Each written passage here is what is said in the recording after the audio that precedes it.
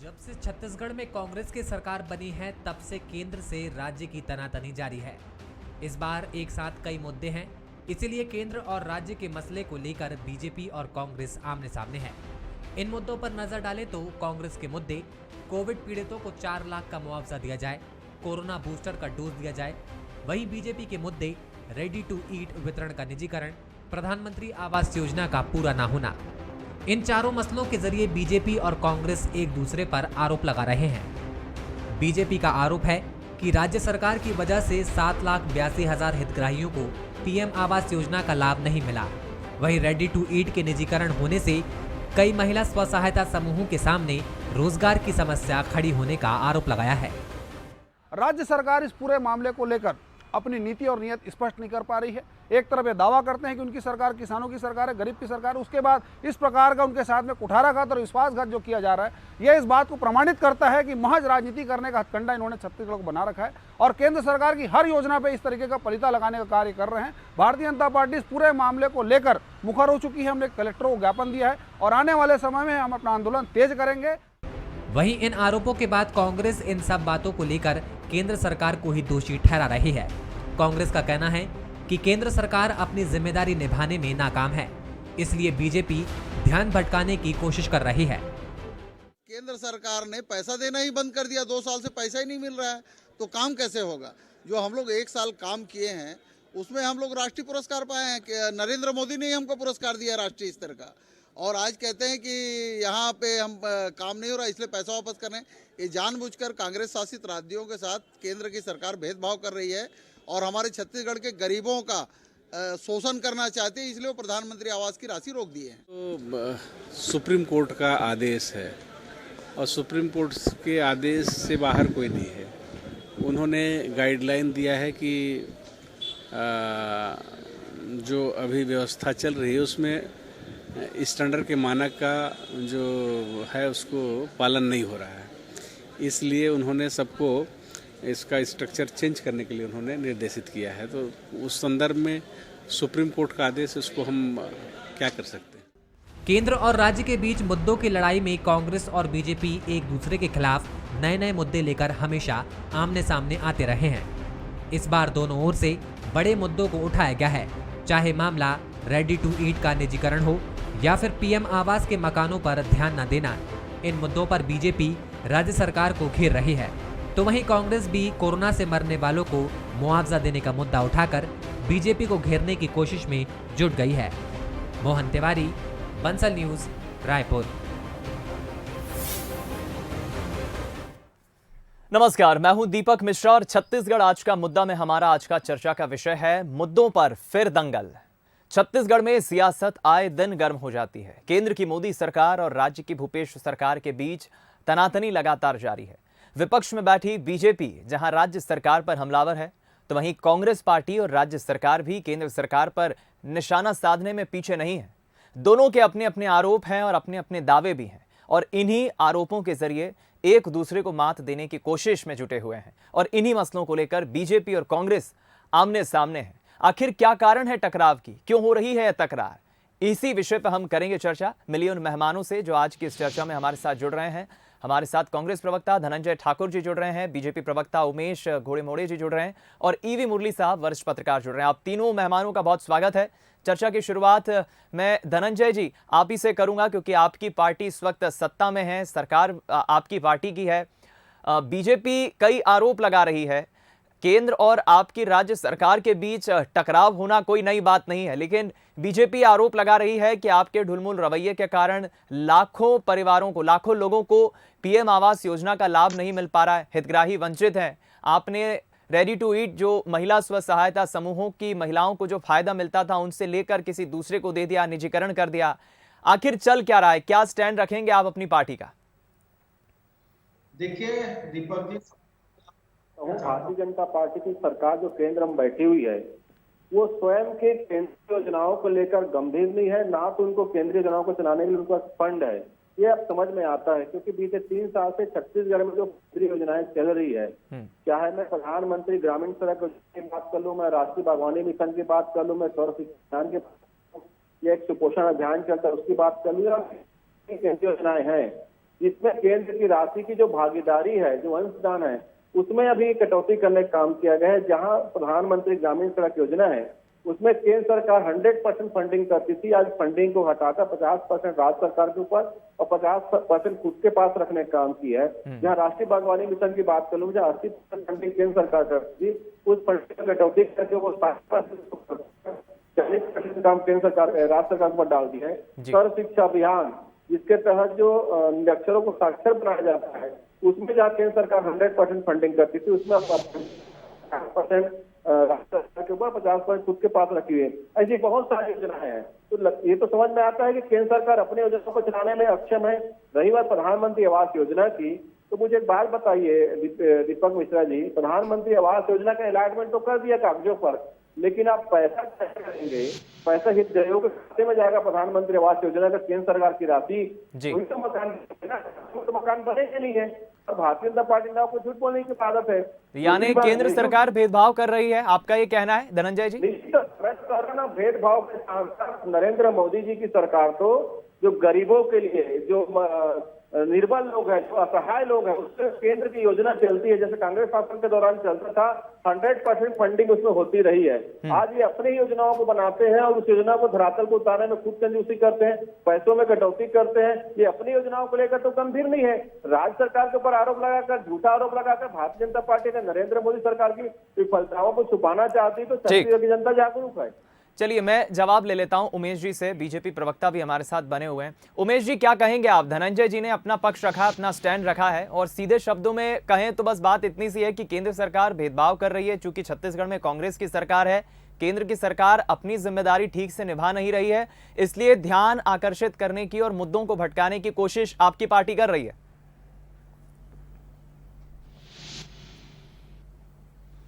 देखिए, धनंजय जी ने जिस प्रकार से यहाँ पर वक्तव्य दिया है और मिशन किया है, और जिस प्रकार से मिशन मोड में उन्होंने यहाँ पर वक्तव्य दिया है, मुझको लगता है और जनता के बीच में भी है स्पष्ट हो गया है कि वह किस प्रकार से पत्रजीवी मुख्यमंत्री भूपेश बघेल जी के मिशन पर अग्रसर हो रहे हैं और केवल केंद्र सरकार के ऊपर ठीकरा फोड़ने का प्रयास कर रहे हैं। तमाम तरह के ये आरोप तो लगा दिए, तमाम तरह के मिशनों को तो इन्होंने गिना दिया, लेकिन ये क्यों नहीं बताते हैं कांग्रेस के नेता और सरकार में बैठे हुए कांग्रेस के नेता कि केंद्र की सरकार ने जो छत्तीसगढ़ प्रदेश के लिए 2019-20 के अंदर में 34,000 करोड़ रुपए दिए, वो कहां से आए? 20-21 में 38,000 करोड़ रुपए जो दिए, वो कहां से आए? और अभी वर्तमान के चालू वर्ष में 44,000 करोड़ रुपए दिए, वो कहां से आए? और इस प्रदेश में बैठी हुई सरकार अपने दम पर सारी चीजें करने का दम भरती थी। मुझको तो यह बड़ी शर्मनाक स्थिति लगती है, जो तमाम तरह के दम भरने वाली सरकार, तमाम तरह के वादे करने वाली सरकार और केवल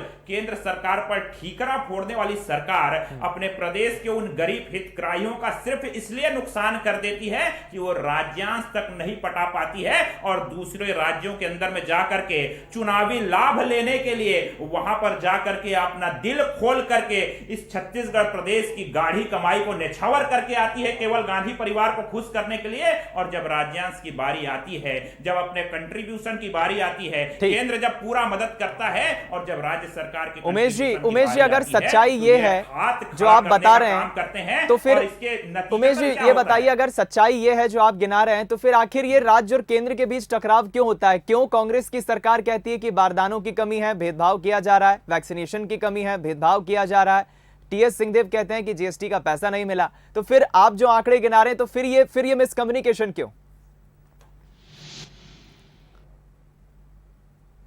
देखिए, आंकड़े तो प्रामाणिक आंकड़े हैं और राज्य सरकार से लेकर के केंद्र सरकार के पास आंकड़े, आप लोगों के पास भी यह उपलब्ध आंकड़े हैं। देखिए, मसला यह है कि इस प्रदेश के अंदर जिस प्रकार से एक बड़ा जनादेश लेकर के इस प्रदेश में कांग्रेस की सरकार आई है, मैं सीधे तौर पे आपके इस लोकप्रिय चैनल पर कहना चाहूंगा, बड़े दुख के साथ कहना चाहूंगा कि कांग्रेस के नेता सरकार में बैठ करके उस बड़े जनादेश का अपमान कर रहे हैं और केवल राजनीतिक रोटी सेकने के लिए। जिस प्रकार से आपने वैक्सीनेशन और बूस्टर डोज का जिक्र किया, मुझको तो बड़ा आश्चर्य होता है कि हमारे प्रदेश के स्वास्थ्य मंत्री, वो तो कहने को है स्वास्थ्य मंत्री, लेकिन वो समय समय पर वैज्ञानिक भी बन जाते हैं और डॉक्टर भी बन जाते हैं और और बूस्टर डोज को लेकर के जिस प्रकार से उन्होंने कहा है, ये वही स्वास्थ्य मंत्री हैं जिन्होंने जब वैक्सीन आई थी तो उस पर सवाल उठाया था और इस प्रदेश के अंदर में नाना प्रकार के भ्रम फैलाने का प्रयास किया गया था। मैं उनको बताना चाहता हूं, IMA के डॉक्टरों का कहना है कि भैया बूस्टर डोज की आवश्यकता है, ये प्रमाणित कैसे होगा? मैं पूछना चाहता हूं कांग्रेस के नेता से, जवाब ले लेता हूं मैं जी से, क्या छत्तीसगढ़ में कोई आपने परीक्षण कराया है क्या लोगों की जांच की है क्या बूस्टर डोज की आवश्यकता है? इस बात को आप प्रमाणित कर सकते हैं क्या? केवल राजनीति करना, चलिए मैं जवाब ले लेता हूं उमेश जी। ऊपर ठीकरा फोड़ना, मैं समझता हूं कि जनता भी इस बात को बेहतर तरीके से समझती है। चलिए मैं जवाब ले लेता हूं। धनंजय जी संक्षिप्त में अपना जवाब दीजिए। गंभीर आरोप लगाए उमेश जी ने कि अपमान कर रहे हैं आपको, जनता ने आशीर्वाद दिया है लेकिन आप अपनी जिम्मेदारी ठीक से नहीं निभा रहे हैं। संक्षिप्त में, फिर मैं मुरली साहब की तरफ आऊंगा। देखिए दीपक जी, भारतीय जनता पार्टी के प्रवक्ताओं को तो झूठ बोलने की आदत हो चुकी है, नरेंद्र मोदी जी बोलते हैं लगातार। अभी केंद्रीय वित्त मंत्री ने अभी कुछ दिन पहले राज्य सरकार को पत्र लिखकर आगाह किया कि केंद्रीय योजनाओं की जो अंशदान केंद्र सरकार की है उसमें वो कटौती कर रही है और उसका 13,000 करोड़ रुपए जो अतिरिक्त होता है ना, हमारी अंशदान को छोड़कर 13,000 करोड़ रुपए जो अतिरिक्त होता है, जो 3 साल से योजनाएं करी तो राज्य सरकार को वहन करना पड़ेगा, क्योंकि भाजपा नेताओं को तो झूठ बोलने की आदत है। दूसरी बात, बूस्टर डोज को लेकर भी अखबारों में बहुत बड़ी खबर छपी है। छत्तीसगढ़ के डॉक्टरों ने कहा कि बूस्टर डोज वैक्सीन का लगाना चाहिए, क्योंकि 2 डोज लगने के बाद जिस प्रकार से डॉक्टर की मौत हुई तो बूस्टर डोज की आवश्यकता यहाँ डॉक्टरों ने महसूस की है। तीसरी बात है, कोवैक्सीन को लेकर बात कर रहे थे। अभी कोवैक्सीन को लेकर AIIMS ने कहा कि जो कोवैक्सीन की जो 50% जो पहले लगाया था स्वास्थ्य कर्मियों को, उसमें ठीक से उसने असर नहीं किया। तो भारतीय जनता पार्टी के झूठ बोलते रहे, लेकिन छत्तीसगढ़ की जनता जानती है कि यही नरेंद्र मोदी जी की सरकार है जो पेट्रोल डीजल पर एक मोदी टैक्स लगाकर बेतहाशा मूल्य वृद्धि कर लूटपाट कर रही है। यही मोदी की सरकार है जो ट्रेन के टिकटों को 4 गुना बढ़ाने का काम किया। यही मोदी सरकार के गलत नीतियों के चलते आज राहल दाल 120 किलो है, 200 रुपए किलो हो चुका है। जवाब आना जरूरी है। हाथ में रोजगार नहीं है और जनता वैक्सीन के लिए भटक रही है। चलिए जल्दी से जवाब दे दीजिए उमेश जी, फिर मैं मुरली साहब के पास आऊंगा। मुरली साहब से भी मुझे प्रतिक्रिया लेनी है। लोगों को वैक्सीन नहीं मिल पा रहा है। दूसरी बात, अगर राज्य सरकार या माननीय मुख्यमंत्री देखिए बूस्टर डोज की बात कर रहे हैं, छत्तीसगढ़ के डॉक्टरों की बात कर रहे हैं। मैं धनंजय जी को बता देता हूं, IMA के डॉक्टर है डॉक्टर महेश सिन्हा, और ये कहीं बाहर के नहीं है साहब, ये छत्तीसगढ़ के हैं और इन्होंने ही एक एक करके अपनी बात रखिए जी। आवश्यकता अभी नहीं है और आप किस प्रकार से आप तर्क दे रहे हैं और आपको तो इस बात का जवाब देना चाहिए। 11,000 करोड़ का जो नुकसान हुआ है प्रधानमंत्री आवास योजना को लेकर, ऐसे शोर होगा तो कुछ समझ नहीं आएगा। आपने छीनने का काम किया छत्तीसगढ़ की गरीब जनता चलिए से, ठीक, उसका जिम्मेदार कौन है? इस पे हम आएंगे, कौन झूठ बोल रहा है, कौन सच बोल रहा है। शोर में मुद्दे गुम हो जाते हैं। उमेश जी, धनंजय जी, मैं आऊंगा आपके पास। इसका जवाब आपको देना चाहिए। चलिए उमेश जी, धनंजय जी, दोनों के अपने अपने दावे हैं, लेकिन सच्चाई क्या है इस पे जरूर हमें चर्चा करनी होगी। जनता भी सब देख रही है। मैं चाहूंगा कि शोर कम हो जाए, टकराव जब आवाजों का होगा ठीक से स्पष्ट समझ नहीं आएगी, बातचीत भी और मुद्दे भी। ठीक, उमेश जी और धनंजय जी मैं आऊंगा। मुरली साहब, कैसे देखते हैं आप, जब से सत्ता में सरकार आई है, कांग्रेस की सरकार बनी है, लगातार टकराव हो रहा है। कांग्रेस की सरकार, राज्य की सरकार आरोप लगाती है भेदभाव होता है, बारदानों की कमी हो, GST का पैसा हो, वैक्सीनेशन की कमी हो। आप कैसे देखते हैं इन मुद्दों को?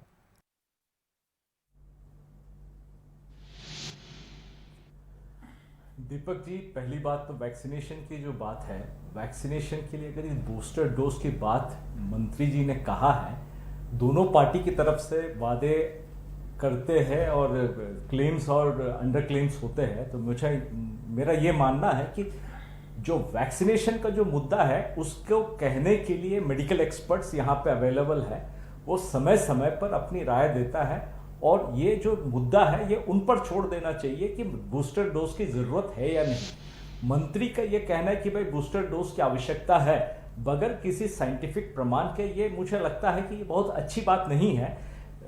ये जो मुद्दा है, खासकर वैक्सीनेशन का जो मुद्दा है, इसको लेकर किसी तरह का टकराहट नहीं होनी चाहिए। यदि मंत्री जी ने कहा है बूस्टर डोज की आवश्यकता है, किसी तरह का कोई मेडिकल एक्सपर्ट्स उस बात को कह दे जरूरत है या नहीं, वो उनका काम है कहना। एक पॉलिटिकल टकराहट की इसमें जरूरत नहीं है। और रही बात जो PMAY योजना की, जिस पर राशि की कटौती हुई है या जिसको विड्रॉ कर लिया गया है, मुझे लगता है कि जब से कांग्रेस सरकार बनी है तो कांग्रेस सरकार और सेंट्रल की जो सरकार है, दोनों के बीच में जो तनातनी है वो निरंतर बरकरार है। कोई भी मुद्दा हो तो ये जो तनातनी बरकरार है, मुझे लगता है कि एक पॉलिटिकल कॉन्फ्लिक्ट ना करते हुए, जिससे प्रदेश को किसी तरह का कोई बेनिफिट नजर नहीं आ रहा है। बिल्कुल। आज पीएमएवाई योजना को उन्होंने रद्द कर दिया क्योंकि स्टेट गवर्नमेंट अपना राशि, अपना शेयर जो है उसको उस मात्रा में दे नहीं पा रही है। स्टेट गवर्नमेंट का यह कहना है कि कोरोना की वजह से रेवेन्यू में उनकी कमी आई है। बिल्कुल सही बात कहा है। स्टेट गवर्नमेंट का यह भी दावा है कि हमें और समय चाहिए। तो सेंट्रल गवर्नमेंट को चाहिए कि अगर स्टेट गवर्नमेंट की तरफ से कोई प्रपोजल आता है कि उनको और समय दिया जाना है तो उस पर कंसिडर करना चाहिए, ये मेरा मानना है। क्योंकि ये प्रधानमंत्री आवास योजना है, प्रधानमंत्री के नाम से है, तो इसका यदि ये विड्रॉ करता है तो उसका सीधा सीधा प्रहार भारतीय जनता पार्टी और प्रधानमंत्री पर हो सकता है। इसलिए हो सकता है क्योंकि उनके नाम से ये योजना है। तो मुझे ऐसा महसूस होता है कि एक राजनीतिक टकराव के बजाय सेंट्रल गवर्नमेंट को यहाँ पे एक असेसमेंट करना चाहिए और क्या इनिशिएटिव ले सकता है ताकि ये योजना यहाँ पे एक चीज मुरली साहब ये भी समझना चाहूंगा, ठीक है, पीएम आवास योजना का हितग्राहियों को लाभ नहीं मिल रहा है और भारतीय जनता पार्टी के बीजेपी के अपने आरोप नहीं है, ये जनता की बात है। लेकिन जब हम आम जनता की, आम वोटर्स की हम बात करते हैं मुरली साहब, तो उस पर कैसा इंपैक्ट होता है? क्योंकि एक तरफ हम अगर छत्तीसगढ़ राज्य की बात करें, 15 सालों तक बीजेपी शासन सरकार में रही, सत्ता में रही, और उसके बाद जब कांग्रेस सत्ता में आई तो बम्पर आशीर्वाद या हम कहें बम्पर वोट के साथ आई, अच्छा खासा बहुमत सरकार को मिला। लेकिन अभी लगभग 2.5 साल से अधिक वक्त बीत गया है, 2 साल बाद विधानसभा चुनाव होंगे प्रदेश में। ऐसे में वोटर्स के बीच में या हम कहें आम जनता के बीच में इस टकराहट से, अपने अपने मुद्दों से जो दोनों राजनीतिक दल कर रहे हैं, क्या मैसेज जाता होगा?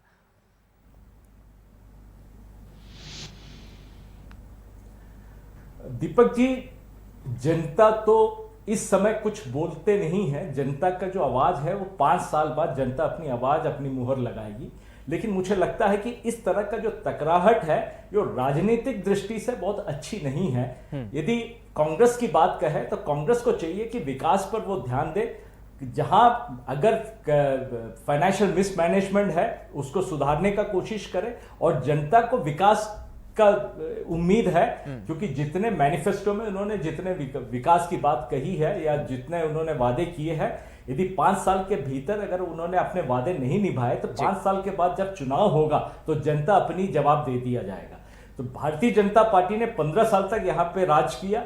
15 साल बाद जिस तरह से जनता ने उनको नकारा है, ये एक प्रमाण है कि जनता बेवकूफ नहीं है। जनता को सब समझदारी है, वो देख रही है कि कौन सरकार क्या कर रही है। तो बेहतर ये होगा, चाहे कांग्रेस हो चाहे बीजेपी हो, जनता का हित में काम करे। चलिए, छोटी छोटी प्रतिक्रिया दोनों राजनीतिक मेहमानों की लूंगा। धनंजय जी, क्या कहेंगे आप? क्योंकि अभी भी 2 साल का वक्त शेष रह गया है और बीजेपी तो ये कह रही है कि अब आने वाले निकाय चुनाव हो या आने वाले विधानसभा चुनाव हो, बीजेपी ही अब सत्ता में आएगी। तैयारियों को लेकर ओवरऑल बात करें तो थोड़ा सा वक्त जरूर शेष रह गया है। 5 साल के बाद जनता असेसमेंट करेगी, एक एनालिसिस निकालेगी। देखिए, पूरे देश की जनता जो है महंगाई से पीड़ित है। अभी जो उपचुनाव हुए उसमें भारतीय जनता पार्टी को जब झटका लगा तो पेट्रोल पर 5 रुपए और डीजल पर 10 रुपए की कटौती के द्वारा किया गया। 3 कृषि कानून जिसके खिलाफ लगातार किसान और विपक्ष जो आंदोलन कर रहे थे, अभी वापस से काम किया है। अब जनता समझ चुकी है कि भाजपा हटाओ और अच्छे दिन लाओ का नारा अब जनता लगा रही है। तो चाहे नगरीय निकाय के चुनाव हो या विधानसभा के चुनाव हो, 5 राज्यों के चुनाव हो या लोकसभा के चुनाव हो, भारतीय जनता पार्टी के झूठ, जुमला, गुमराह करने की राजनीति है, झूठ बोलने की जो राजनीति है और देश में सरकारी कंपनियों को जो बेचने की नीतियां हैं, इसके खिलाफ आज जनता खड़ी हुई थी। जनता जान चुकी है। कोई सा भी चुनाव हो, अब जनता का एक ही नारा है, भाजपा हराओ और अच्छे दिन लाओ। चलिए, छोटी सी प्रतिक्रिया उमेश जी, क्या कहेंगे आप? क्योंकि पूरी तरह से धनंजय जी आश्वस्त नजर आ रहे हैं कि अब बहुत हुआ, छत्तीसगढ़ की जनता आसानी से अब अपना हृदय परिवर्तित या आशीर्वाद जो कांग्रेस को रहा है वह आशीर्वाद रहेगा, और नारा कोट करते हुए भी धनंजय जी तंज कस रहे हैं आपकी पार्टी पर।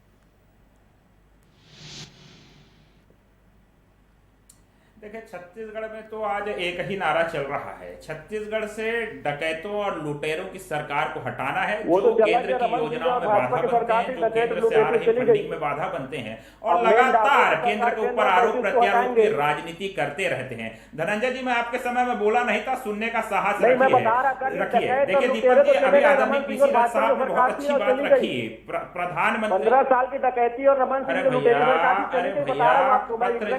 पत्रजीवी मिशन मोड में आप चल रहे हो और किस प्रकार से डाका डाला है, पहले वैट के नाम पे, फिर 77 पैसे का राहत देने के नाम पे और उसके बाद प्रधानमंत्री आवास योजना को लटका करके, उसके बाद जो इस प्रदेश की माताएं बहनें हैं रेडी टू ईट से उनको बाहर निकालने का जो पाप आपने किया है, जो राज्य महतारी के नाम से जाना जाता है, उस राज्य की महतारियों को आपने उनके अधिकार से बेदखल करने का काम किया है। आपने प्रधानमंत्री आवास योजना को लटकाने का काम किया है, आपने जनधन योजना, आपने जो स्वास्थ्य योजना है केंद्र की उसको लटकाने का काम किया। तो लगातार आप तमाम विषयों पर केंद्र और राज्य के बीच में रोड़ा बनने का काम कर रहे हैं और इस प्रदेश को कोविड काल के अंदर में जब 3 मेडिकल कॉलेज, चलिए आप दोनों राजनीतिक मेहमानों की बातों और दावों से तो यही लग रहा है कि आपकी तैयारियां तो पूरी है। धनंजय जी और उमेश जी, सुनिए उमेश जी और धनंजय जी, मेरे पास समय की थोड़ी कमी है इसलिए इस चर्चा को मैं आगे नहीं बढ़ा पाऊंगा, लेकिन जनता सब देख रही है, 2 साल का वक्त धनंजय जी की पार्टी के पास रह गया है, लेकिन उमेश जी की भी अपनी अपनी दावे और तैयारियां हैं। शोर में मुद्दे अक्सर गुल हो जाते हैं और यही राजनीतिक मेहमान अपने अपने दावे कर रहे हैं। इस चर्चा को मैं आगे नहीं बढ़ा पाऊंगा। धनंजय जी, उमेश जी और मुरली साहब, आप तीनों का बहुत बहुत शुक्रिया इस चर्चा में शामिल होने के लिए। 2 साल का वक्त शेष रह गया, लेकिन उसके पहले ही प्रदेश में घमासान दोनों ही पार्टियों के बीच देखने को मिल रहा है।